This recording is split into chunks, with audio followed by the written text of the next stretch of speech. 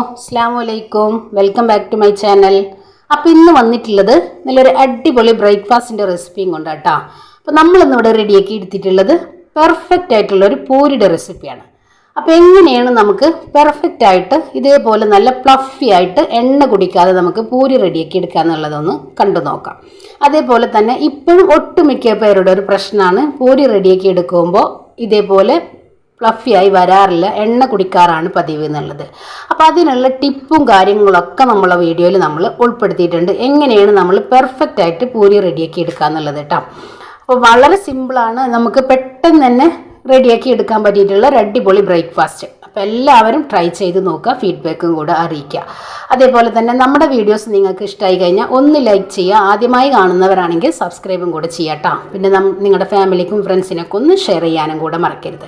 അപ്പോൾ എങ്ങനെയാണ് നമ്മളിത് റെഡിയാക്കി എടുക്കണമെന്ന് കണ്ടു നോക്കാം. അപ്പോൾ ഞാൻ ഇതിൻ്റെ കൂടെ ഇവിടെ ഒരു പൂരി മസാലയും കൂടെ റെഡിയാക്കി എടുക്കുന്നുണ്ട് കേട്ടോ. അപ്പോൾ ഡീറ്റെയിൽ ആയിട്ട് നമ്മളിവിടെ കാണിച്ചിട്ടില്ല, അപ്പോൾ എല്ലാവർക്കും അറിയാവുന്നതാണ്. അപ്പോൾ അതുകൊണ്ടാണ് നമ്മളിവിടെ കാണിക്കാതിരുന്നത്. അപ്പോൾ എങ്ങനെയാണ് നമുക്ക് പൂരി റെഡിയാക്കി എടുക്കാമെന്നൊന്ന് കണ്ടു നോക്കിയാലോ. അപ്പോൾ ഇന്ന് നമ്മളിവിടെ റെഡിയാക്കി എടുക്കുന്നത് നല്ലൊരു അടിപൊളി ബ്രേക്ക്ഫാസ്റ്റിൻ്റെ റെസിപ്പിയും കൊണ്ടാട്ടോ. അപ്പോൾ അതിന് വേണ്ടിയിട്ട് ഞാനിതാ 250 ml കപ്പിൽ 1.5 കപ്പ് ഗോതമ്പ് പൊടി എടുത്തിട്ടുണ്ട്. ഗോതമ്പ് പൊടിയൊക്കെ നമ്മൾ അരിച്ച് മാറ്റി വെച്ചിട്ടുള്ളതാട്ടോ. ഒരു 2 ടേബിൾ സ്പൂണോളം മൈദപ്പൊടി ചേർക്കുന്നുണ്ട്. മൈദപ്പൊടി നമ്മൾ അരിച്ച് മാറ്റി വെച്ചിട്ടുള്ളതാട്ടോ. 1/4 കപ്പ് റവ, 1/4 കപ്പ് റവ. റോസ്റ്റഡ് റവ ആയാലും വറുക്കാത്ത റവ ആയാലും കുഴപ്പമൊന്നുമില്ല കേട്ടോ. പിന്നെ നമുക്കിതിലേക്ക് വേണ്ടത് 1 ടേബിൾ സ്പൂണ് പഞ്ചസാര. പഞ്ചസാര നിങ്ങൾ സ്കിപ്പ് ചെയ്യാതെ എടുക്കുക കേട്ടോ. പിന്നെ ഇതിലേക്ക് ഇതാ ആവശ്യത്തിനുള്ള ഉപ്പും കൂടെ ചേർത്ത് കൊടുക്കുക.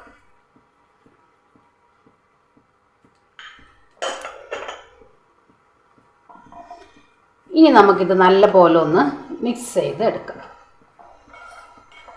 ചെറിയ ചൂടുവെള്ളത്തിൽ നമുക്കിത് കുഴച്ചെടുക്കാം കേട്ടോ. അതല്ല നിങ്ങൾക്ക് പച്ചവെള്ളത്തിൽ കുഴച്ചെടുക്കണമെങ്കിൽ അങ്ങനെയും കുഴച്ചെടുക്കാം, എങ്ങനെയായാലും കുഴപ്പമൊന്നുമില്ല. ഇനി ഞാനിതാ ചെറിയ ചൂടുവെള്ളത്തിൽ നമുക്കിതൊന്ന് കുഴച്ചെടുക്കാം. ഒത്തിരി വെള്ളം കൂട്ടി കുഴക്കരുത് കേട്ടോ. കുറേശ്ശെ വെള്ളം ഒഴിച്ചിട്ട് നമുക്കൊന്ന് നല്ല ടൈറ്റായിട്ടുള്ളൊരു ഡോ ആക്കി എടുക്കണം. ഒരുപാട് വെള്ളം നമ്മൾ ഒഴിച്ചെടുക്കണ്ട. അല്പം വെള്ളം ഒഴിച്ച് നമുക്കൊന്ന് കുഴച്ചെടുക്കാം.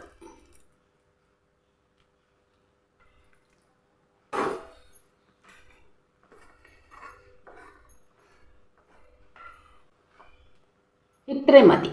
ഇനി നമുക്കിത് കുഴച്ച് നല്ല പോലെ നമുക്കൊന്ന് സോഫ്റ്റ് ആക്കി എടുക്കണം. ഇനി നമുക്കിതിലേക്ക് വെള്ളം ഒഴിക്കേണ്ട ആവശ്യമില്ല കേട്ടോ. ഈ ഒരു നനവിൽ വേണം നമ്മൾ കുഴച്ച് സോഫ്റ്റ് ആക്കി എടുക്കാൻ വേണ്ടിയിട്ട്. ഇനി നമ്മൾ വെള്ളം ഒഴിക്കുമ്പോൾ നമ്മൾ എണ്ണയിലിട്ടിട്ട് നമ്മുടെ പൂരി വറുത്തെടുക്കുമ്പോൾ പൊള്ളച്ച് വരെയില്ല, എണ്ണ നല്ല പോലെ കുടിക്കുകയും ചെയ്യും.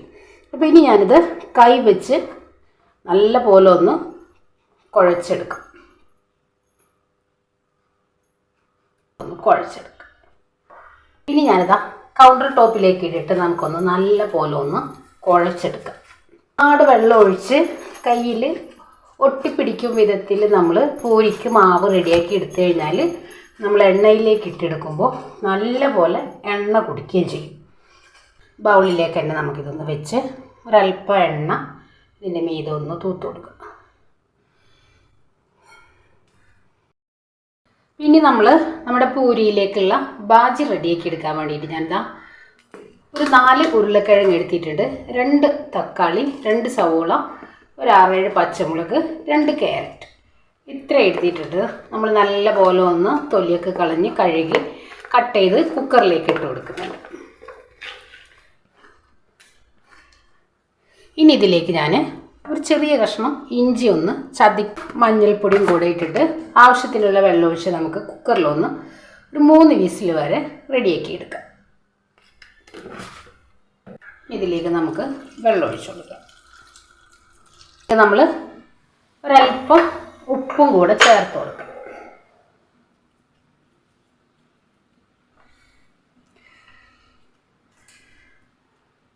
ഇനി ഇത് ഒരു 3 വിസിൽ വരെ നമുക്കൊന്ന് റെഡിയാക്കി എടുക്കാം. അപ്പോൾ ഇനി നമുക്കിത് ചെറിയ ഉരുളകളാക്കി നമുക്കൊന്ന് പരത്തിയെടുക്കാം. ഞാനിപ്പോൾ ഇവിടെ 10 പ്രസ്സിലാണ് നമ്മൾ റെഡിയാക്കി എടുക്കുന്നത്. ഞാനിപ്പോൾ ഇതേപോലെ ഒരു ടിഷ്യൂ വെച്ചിട്ട് നമ്മൾ ഇതിൻ്റെ ഉള്ളിലൊക്കെ നല്ല പോലെ ഒന്ന് തുടച്ചെടുത്തിട്ടുണ്ട്. ഇനി ഞാനിതാ ഇതേപോലെ നമ്മൾ പ്രസ്സിൽ ഒരല്പം എണ്ണ ഒന്ന് തൂത്ത് കൊടുത്തിട്ടുണ്ട്. ഇനി നമുക്കിത് പരത്തിയെടുക്കാം. ഇതേപോലെ നമുക്ക് ഒരു പ്ലേറ്റിലേക്കൊന്ന് പരത്തി വെക്കാം. എന്നിട്ട് നമുക്ക് ഒരുമിച്ചങ്ങ് ഫ്രൈ ചെയ്തെടുക്കാം. കുറച്ച് വലുപ്പത്തിൽ തന്നെ പരത്തിയെടുത്തിട്ടുണ്ട്. ഇനി നമുക്ക് ഇതേപോലെ ഒരു പ്ലേറ്റിലേക്ക് മാറ്റി കൊടുക്കാം. ഫ്രൈ ചെയ്തെടുക്കാം കേട്ടോ. എണ്ണ നല്ലപോലെ ചൂടായി വന്നിട്ടുണ്ട്. നമുക്കിതേക്ക് ഇട്ട് കൊടുക്കാം. എണ്ണ നല്ലപോലെ ചൂടായിട്ടുണ്ട്. ഇതേപോലെ നമുക്ക് തവി വെച്ച് ഒന്ന് പ്രസ് ചെയ്ത് കൊടുക്കാം. കണ്ടില്ലേ, പെട്ടെന്ന് തന്നെ തിരിച്ചിട്ട് കൊടുക്കാം കേട്ടോ. അപ്പം നമ്മൾ റെസ്റ്റോറൻറ്റിൽ നിന്നൊക്കെ കഴിക്കുന്ന ആ ഒരു വലുപ്പത്തിലുള്ള പൂരിയാണ് നമ്മളിവിടെ റെഡിയാക്കി എടുത്തിട്ടുള്ളത്. ഒട്ടും എണ്ണ കുടിക്കുന്നുള്ള ടെൻഷനൊന്നും വേണ്ട കേട്ടോ. ഇനി നമുക്കിത് എടുത്ത് മാറ്റാം. നല്ല ചൂടായിരിക്കണം, അപ്പോഴാണ് നമുക്ക് നല്ല വീർത്ത് വന്നിട്ടുള്ള പൂരി നമുക്ക് റെഡിയാക്കി എടുക്കാനായിട്ട് പറ്റുള്ളൂ.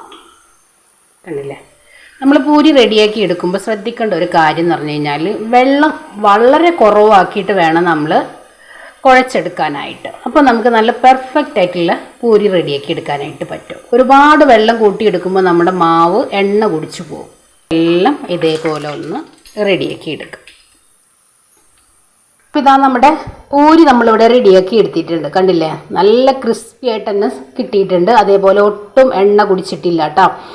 നമ്മൾ കുഴച്ചെടുത്തിട്ടുള്ള മാവ് മുഴുവനായിട്ട് നമ്മൾ ഫ്രൈ ചെയ്തെടുത്തിട്ടുണ്ട്. അത്രയും സമയം ഞാനിത് പുറത്താണ് വെച്ചിരുന്നത്. അപ്പോൾ നിങ്ങൾക്ക് കാണാൻ കഴിയുന്നുണ്ടാവും, നല്ല ഫ്ലഫി ആയിട്ട് തന്നെ നമ്മുടെ പൂരി നമുക്ക് കിട്ടിയിട്ടുണ്ട്.